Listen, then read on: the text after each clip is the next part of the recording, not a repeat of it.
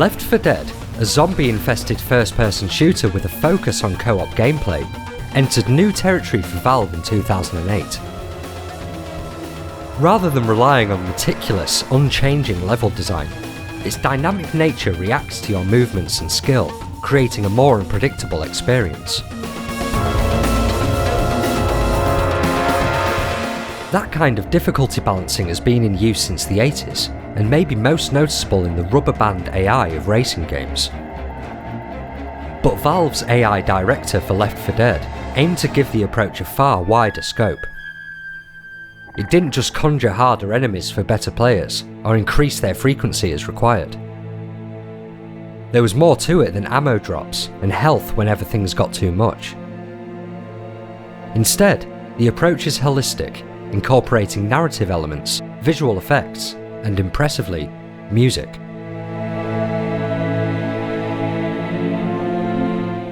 Though Valve are a very collaborative company, who often handle problems as a group and share roles, Left 4 Dead's music was mostly put together by Mike Morasky.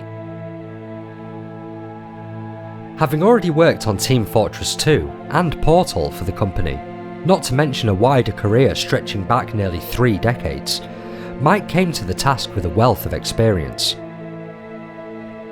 That's why his previous appearance in this series, covering Portal and Portal 2, features nearly 2 hours of insight. Amazingly, after that detailed conversation, Mike still had time to discuss Left 4 Dead and its innovative music director. Just like the gameplay itself, Left 4 Dead's soundtrack is never set in stone, scoring your actions with a flexible system that also gives information the player needs to survive. I'm Lee Tyrrell, and this is the Sound Test, where I look in depth into video game audio and music along with the very people who crafted it. Joining Mike Morasky, you'll also hear some background from McLain, who provided voice acting to Left 4 Dead, and Jonathan Coulton, whose songs can be heard in its sequel through a number of jukeboxes. I also discussed Left 4 Dead 2 with Mike, but it was the original game that built the scaffolding from scratch. In its early development, what were Mike's first thoughts for the music's atmosphere, which tips its hat to the historic tone of horror B-movies? Left 4 Dead was pretty organically, I was immediately looking for what's the big concepts, what's the architecture that I can kind of come up with to, make some coherence. And musically speaking, I came up with some ideas straight away that I thought were pretty cool. I called them hybrid scales. I know scale, I just can't memorize the 40 billion scales that exist in the world. And I know that there's some kind of octatonic scale that is represented by what I came up with, but the way I came up with it was sort of this, Phrygian meets major kind of smashed together scale system, which is mostly is just chromatics with a couple full steps in there. The very first piece we did was the main theme, or at least a rough version of it, right? Which is where that scale comes from. And it tells a little story. That scale is built from a story, right? Which tells the story of technology gone awry, people get sick, and that's sad, but then maybe there's hope, and then no, actually they're sick and they're super dangerous, and then everything goes to hell.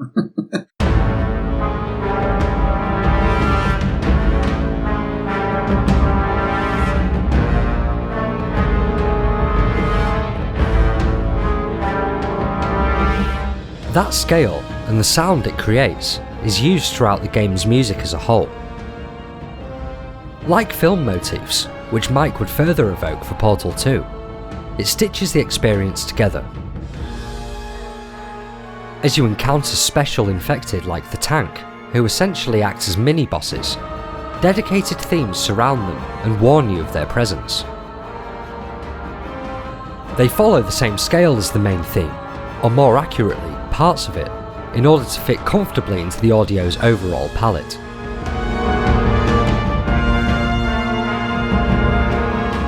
Almost the entire score is built from that scale. including the tank theme. So we put the tank theme in the game, and it happens such that the tank theme starts when the tank is spawned, and the tank is almost, it's always spawned out of sight, as pretty much anything that spawns should be, so you don't want to see a thing spawn into the world.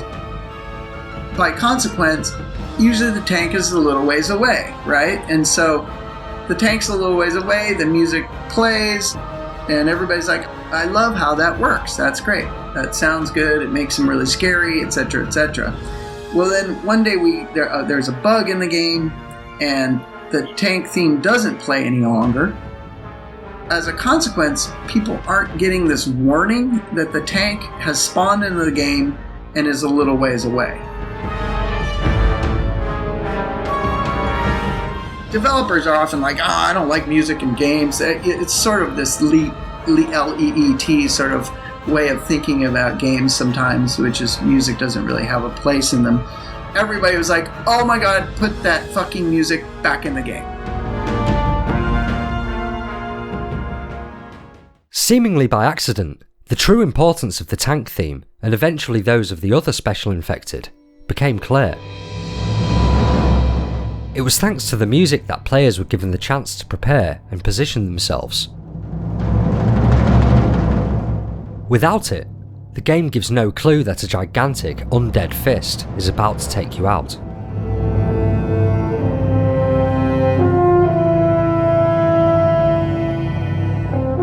Especially early on, the tank was almost 90% of the time like a reset. Like, you almost every time you would die and have to go back to the beginning because it was so hard. So it was super stressful. And without the music, it was extra stressful. So when we realized, like, God, people really react to that. Like, that is powerful. People really want it in the game. So we started solving a lot of problems that we came upon. Like, how are we going to let people know X or Y or Z? The first thing we did is we put music to it, which worked for me. Again, it's like this thing of like, oh, okay, I'll make a motif for everything. I'll play it from where the thing is in the world, or at least have some sort of coded mechanism for letting you know. Sound design has always been important to guiding a player and tracking progress through a level, but applying that so strongly to the actual music meant that Mike had to find a way to make it consistent, but variable enough to produce satisfying effects. To solve these problems, Mike used some interesting techniques and trickery to keep the soundtrack from getting too stale.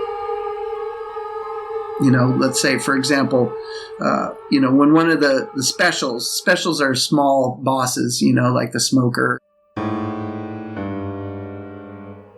There's little themes that would play from them at kind of these semi-random intervals, so that you would know that they're out there and kind of, where they are. But what I ended up doing, instead of playing them quieter and louder, I think they do have a little bit of fall off, as we call it, like quieter and louder, depending on how far away they are. I'm actually using different instruments, right? So like when they're further away, they play maybe with a trumpet or something. And then when they get closer, it's strings or whatever it happens to be. Again, I don't actually remember the specifics, but there's sort of this coded set of things in there to let you know. I pretty quickly started to realize that there wasn't ever going to be a way for me to create a real classic musical structure that I could obey things like, oh, here is a rhythm track and then tags, and I'm going to try and quantize things and make it all work together as this beautiful magical whole.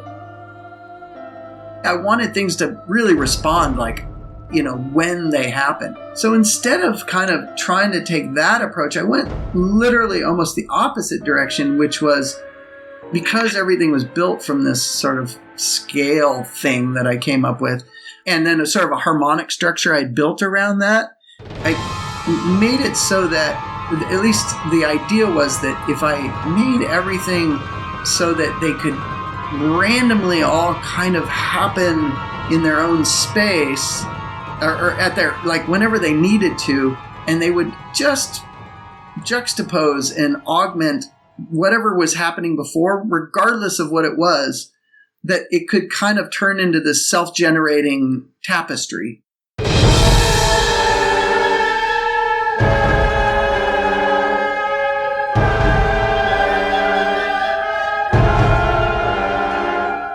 A more traditional soundtrack would have been easier to compose, but less inspiring and memorable. In Left 4 Dead, music is never just slapped on top in an attempt to strengthen a story's emotions. It's as much a part of the living structure of the game, and integral to your success in challenging sections. Mike's work covered new ground in video games, so how did he begin to build such a complex system? There was a bunch of things I had to learn and figure out in that process. One of which, just from a musical standpoint, instead of that idea of like everything's synced and there's tempos and markers and that sort of approach, which is super valid, and I've used it in other cases, but I did the opposite. Like everything's it's in that scale, but it's in its own space in the scale. It's got its own like set of notes that it's allowed to use, right? That's different from everybody else's. Everything's in a slightly different tempo, right? So that you never end up, sort of this problem of, it's sort of like the uncanny valley of music or whatever. It's like if things are too close to working in a normal way, but they don't, you really notice that it's broken. And I cheat a little bit too. There's always just this splash symbol, like that doesn't always happen. There's often little things that aren't just like taking over like that. So I kind of built all these pieces so that they're different enough from each other that there's never going to be sort of this thing of like, oh, they almost work, but they don't. It's always like, whoa, they're like these unique pieces. So you've got that, but then the system that plays them and decides when to play them and how to play them.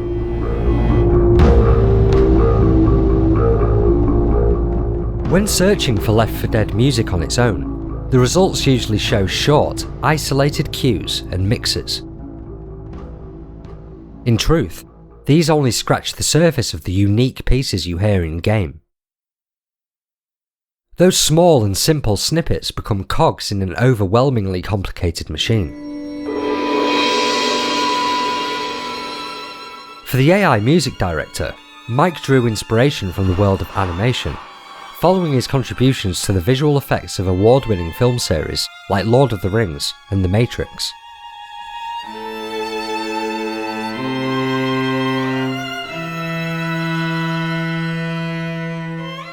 I worked on the Lord of the Rings films, working in the Massive system, which was a quote-unquote AI-driven animation tool, and because I used to be an animator.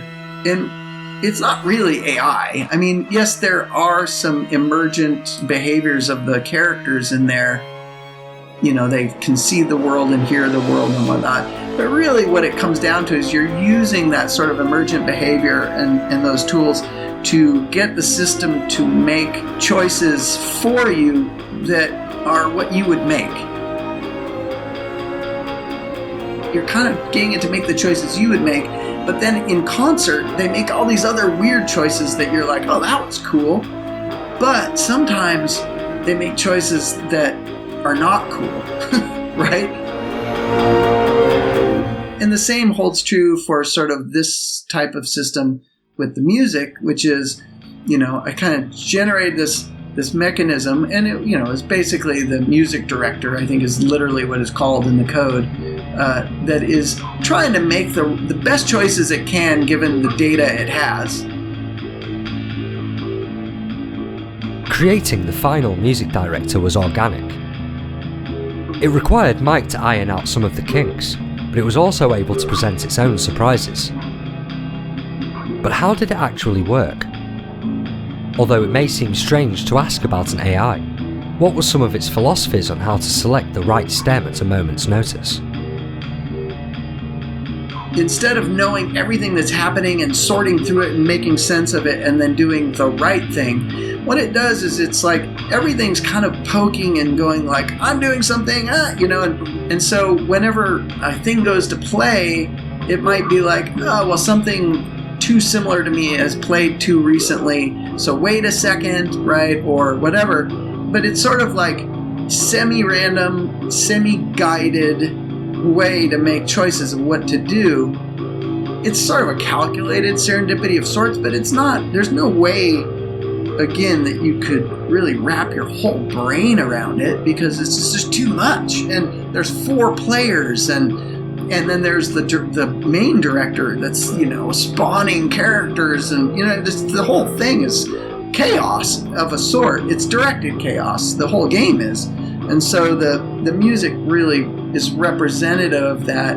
But, it's sort of, again, it's like all the pieces were built so that they could be played in that way. And then the system's built so that it's doing its best job of kind of playing them in a way that does create a tapestry and does create this emergent sort of beauty, right? Emergent behavior is sort of the term, the AI term, but, in this context, it's sort of an emergent beauty that comes, and then you kind of go in and poke at it to keep the stuff that isn't actually interesting or beautiful from happening. And it was a really cool thing to work on and experiment.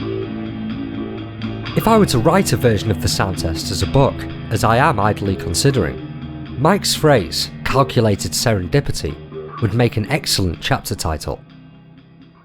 That's exactly what the music of Left 4 Dead is. A constructed system that follows strict, set rules, varied and invested enough to produce a dynamic score that really works. Each fully attended co-op session adds 3 extra layers to the director's workload too, treating each player to their own mix and arrangement. Like the soundtrack for Portal 2 after it, Mike scored Left 4 Dead in a way that lent itself specifically to the gaming experience, balancing order and chaos to form a mechanic as memorable as any other in the title. Towards the end, especially of Left 4 Dead 1, back then Valve was small enough that when we were working on a game, when it came to the last few months, the entire company would work on it, right? And people would set up tests, and there were PCs everywhere, and Xboxes all over the place, and it was also really designed to work and be successful in a multiplayer context. And so there were just machines everywhere, and everybody's just playing the game everywhere in the building. And as you went around, like just all these weird little cues were just, it was, that tappers, that sound. And it wasn't just the music. Again, the sound kind of all played into it. And it was really neat, like to hear what a big chaotic mess, and yet how serendipitously it worked, It was a unique problem, multiplayer, cooperative sort of game that never repeats itself is an interesting problem, and it was super, super fun to do. Before moving on to how Mike adapted his music director for Left 4 Dead 2, there's a story that deserves telling. Another Valve mainstay, McLain, was also on staff for the game, having already voiced GLaDOS, Half-Life 2's Combine Overwatch, and Team Fortress 2's announcer. This time, her role took the form of crying, screeches, and wails for the most chilling special infected, the Witch.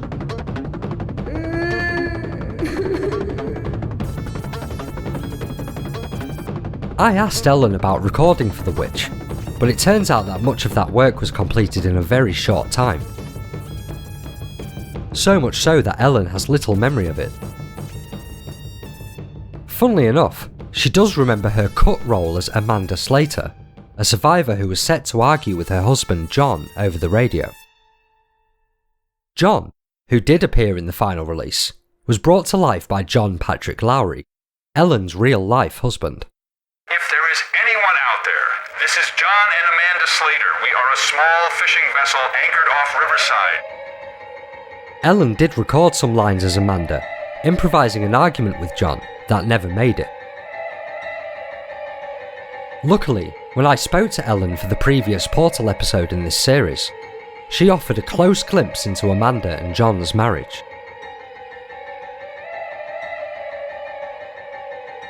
Oh, well. Well, John and I bicker all the time. I mean, we've been married for 31 years, and we love each other very much, and we have a fabulous time together. I have to say that it is a great joy for me to be married to another artist, because I think there is great understanding there, particularly when one of us is out of work, because the schedule of an artist is completely erratic. And, you know, lots of times you don't have work, and that's not fun. You know, we always want to have work. And I think that has built a lot of understanding between the two of us. So we have a great time together, but like any married couple, we fight, we bicker, we disagree. And so here we were in the studio. Valve had recently found out that we were married.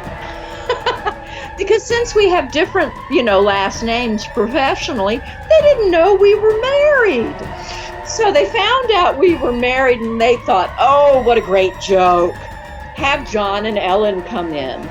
So it's actually the only time that I've ever worked with Valve where I was in the studio with somebody else recording, and we were asked to improvise.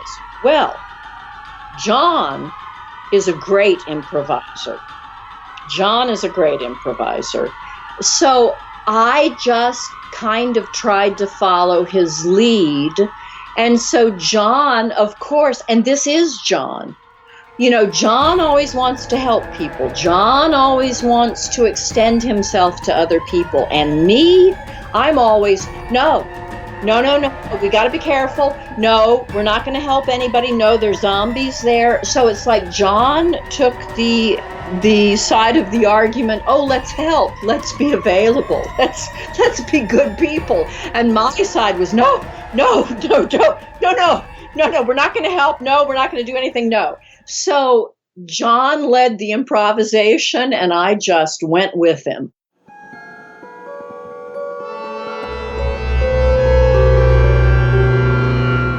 Amanda Slater may not have made Release, but Ellen's witch left her mark on players. Through gasps, crying, groaning, and other roles, players can determine the best tactics for beating or avoiding her. Yet another example of sound design's importance to Left 4 Dead. When Left 4 Dead 2 was announced in 2009, fans of the first actually moved to boycott it out of love for the formula. Fortunately, Valve soon proved that support for Left 4 Dead would carry on, and the sequel would be a faithful continuation. In the end, it was, by retaining much of what initially worked and mixing it in with new inventions. The AI director was given an overhaul, and with it, the more focused music director. With the concept of Left 4 Dead's dynamic soundtrack already in place, where did Mike Morasky concentrate his efforts for the second game?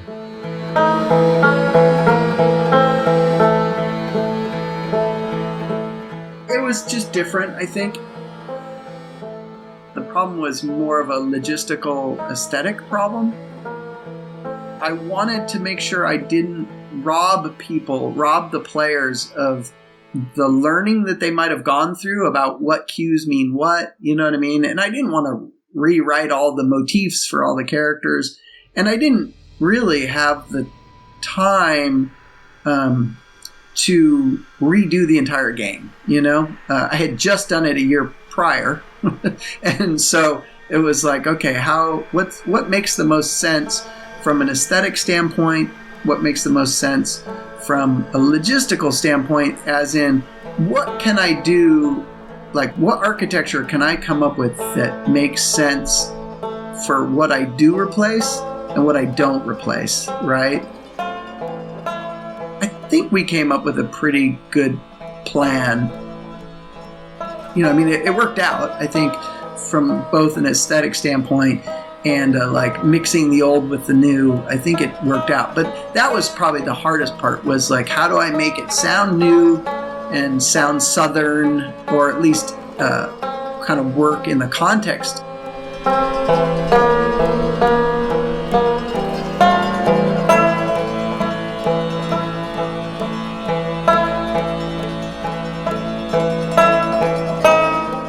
While Left 4 Dead sounds, in large part, like classic horror flicks, the sequel's music follows the narrative into southern states like Georgia and Louisiana. A lot of important blues, folk, and gospel music originated from the southern United States, meaning that Mike had a deeper well to draw from. Since his new compositions had to work with existing cues and be distinctive enough to make their own statements, he settled on a general style that could achieve both functions. Dark Roots was just getting going as a, American independent music scene thing. I mean, it had existed for a long time, and I had been familiar with it and a fan of it, but it was becoming more popular, right? Like, it was actually kind of like lurking under the mainstream surface. And so I kind of really knew that we wanted that, and there were fans of that type of music at Valve. And so, I think we all kind of saw that as an obvious thing to explore. But then it was sort of like, well, we don't want to redo everything with banjos or whatever, right? Or musical saws. But what's the kind of the right amount of things to redo? And if we start redoing one thing of this type, like, how many other things do we have to redo to stay consistent, with that? And I think that's sort of something anytime you revisit a game or do a sequel to anything, you have to think that through and kind of go, what do I keep from what was there before, and what do I make new, that sort of thing. And so that was actually the biggest challenge, I think, in that context, was to do that. And also keep in mind, I was super aware of when people invest a lot of time in a game, they become really attached to the elements that are in the game, and they don't like it when they're changed. And B, they're invested in the skills they gain in that game, and you don't want to rob them of that either.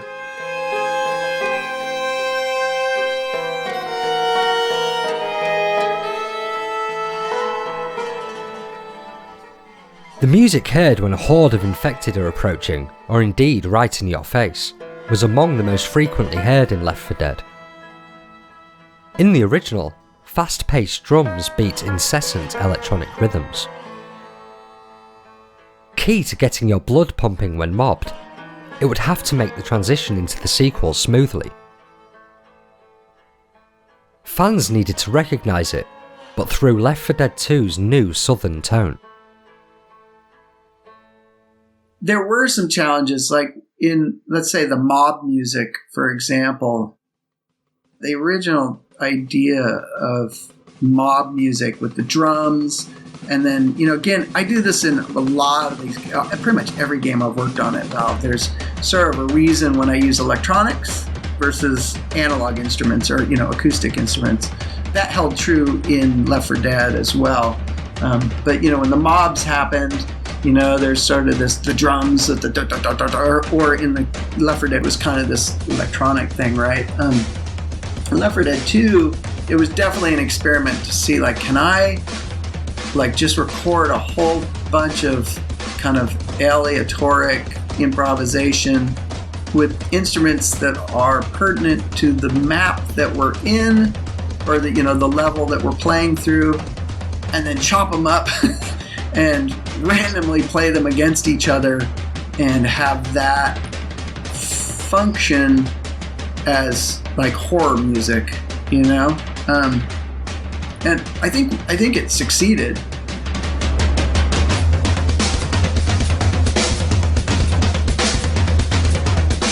Because I come from a noise art music background, so I'm the first to go like, okay, have I done something just too weird? Like if it's just too weird, it's too weird.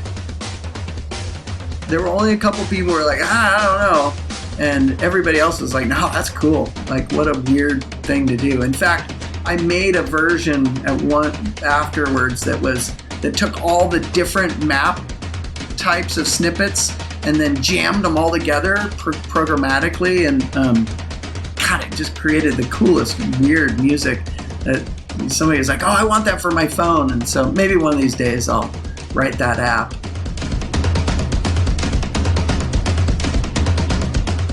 Horde music in Left 4 Dead 2 marries analog drum improvisation structured by the music director with different instruments for each campaign. Some add scratchy fiddles, while others play with banjos or lap steel guitars. All of it feels like the southern United States, culminating in infected, chaotic and violent hoedowns. The feel Mike aimed for was channeled throughout his music for the sequel, most obviously in the game's jukeboxes. There are several songs the jukeboxes can select, but the fictional band, Midnight Riders, eventually play a part in the story.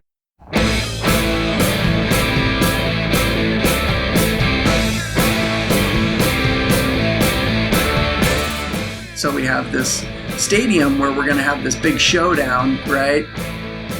There should be a band, right? And so we kind of went through this thing of like, what do we do with the band? And then, at the time, there was sort of this group of us that were all working together. Jeremy Bennett doing concept art, and he just quickly, like, we were like, well, it's in the South. And I was like, well, what about, like a southern biker band? And it was like, yeah. And I was like, oh, I can totally do that music.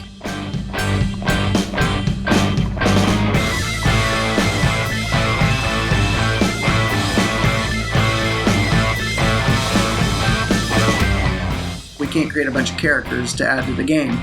But, Chet was like, oh, they were there and then they left. And, we can make a guitar, a melee instrument, etc., etc. It's just one of those things, like when you have a group of super creative people together who don't have to answer to a manager or a director or someone whose vision your idea might not fit, it really can allow for these types of things to happen, where you get this group of people who are like, oh, here we have a problem. Not only are we going to solve it, but we're going to make it something really cool.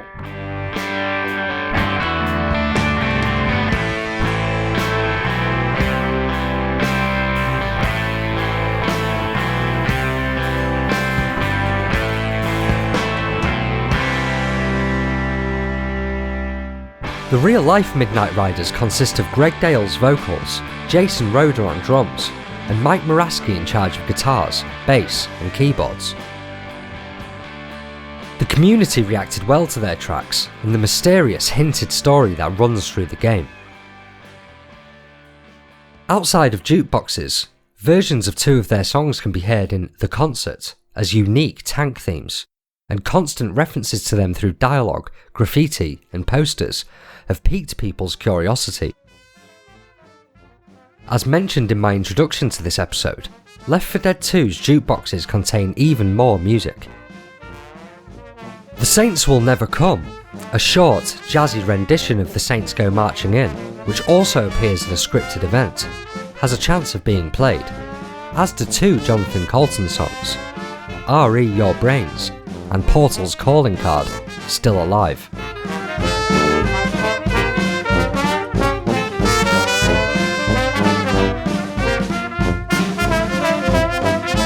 Still Alive is rarely played in Left 4 Dead 2, and is thought to be included as a reference to the then unannounced Portal 2. R.E. Your Brains, however, is much more in tune with the setting, offering a sympathetic take on the zombie lifestyle. When I spoke to Jonathan Coulton about his songs for the Portal series, I had some time to bring up RE Your Brains. Hey Tom, it's Bob from the office down the hall. It's good to see you, buddy. How have you been? Things have been okay for me, except that I'm a zombie now. I really wish you'd let us in. Its recording predates Left 4 Dead 2 by a couple of years, so how did it find its way into the release? I don't remember when they asked me, but at some point they said, "Hey, could we include this song as an Easter egg in the game?" And I said, "Yeah, sure, that definitely makes sense."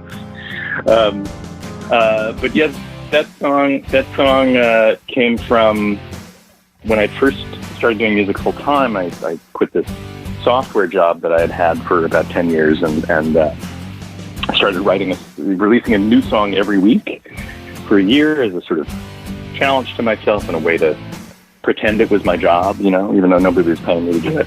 And so I was always casting around for ideas that would get me through the process. And this particular week, it was, the image that struck me was this zombie saying, "Look, all we want to do is eat your brains. It's not, I don't see what the big deal is," which is from the perspective of a zombie, it's a perfectly reasonable position to take. I mean, this is what we do. We're zombies. What do you expect? So I thought that was a funny idea, and and something about the corporate nature of that communication struck me as extra funny. That this guy is an office worker, and as a zombie, he's sort of retreating to the kind of communications he was engaged in, the last time he was alive, which is writing a memo to someone. And so he's sort of stuck in that mode. And, it gave me the chance to sort of play with those two voices and sort of smush them together. This, a zombie trying to explain himself, and, a coworker trying to convey some emotional content in the language of a memo, which is another multi-shaded thing where it's a hooded secret kind of communication. I mean, if you've worked in an office, that you can write an email to somebody and you're very angry at them, but you're writing it in this corporate speak, and they can tell you're angry, but you're not saying you're angry, and it's sort of like there's an extra code that sits on top of it in that mode of communication, which I think is very, very, very funny and strange. So that was the idea of mixing a zombie character with an office character. Including Jonathan just for fun and giving Midnight Riders heaps of extra detail are exactly the creative thoughts that Valve are known for. Whether it's in their music or game mechanics as a whole, they've always done whatever possible to imbue their releases with life and energy. This is exactly why Left 4 Dead and its sequel sound as thrilling as they are innovative. Mike Morasky was consistently given the space and freedom to express and experiment, and his efforts had a profound impact on the final releases. It's hard to imagine the two games without Mike's music, and we never even hear it in the same way twice. That's sort of the thing that, working at someplace like Valve where you have that freedom and you're not being dictated by somebody who's a business guy. Nothing against business guys, or even a director who's like, I just make all the decisions, and nothing against directors. Directors are great. I think in some contexts they're really important, in fact, and we could do to have more of that sometimes. But sometimes, you kind of get this little seed of an idea that sparks interest and excitement and inspiration in the group of people working on it. And then you're allowed to take it to the nth degree and carry through and do it in a way that, that you're proud of and that it adds the most value to the project at hand. Thanks to Mike, Ellen, and Jonathan for taking the time to speak to me for the sound test, but thank you too for taking the time to listen. If you've enjoyed what you've heard, please make sure to subscribe or follow on whatever platform you might be listening on. There will be a new episode next week, though we are nearing the end of this 16-episode series. I'll be posting up details on social media about a second series as I put it together at the start of next year. Check the description for links if you'd like to stay up to date.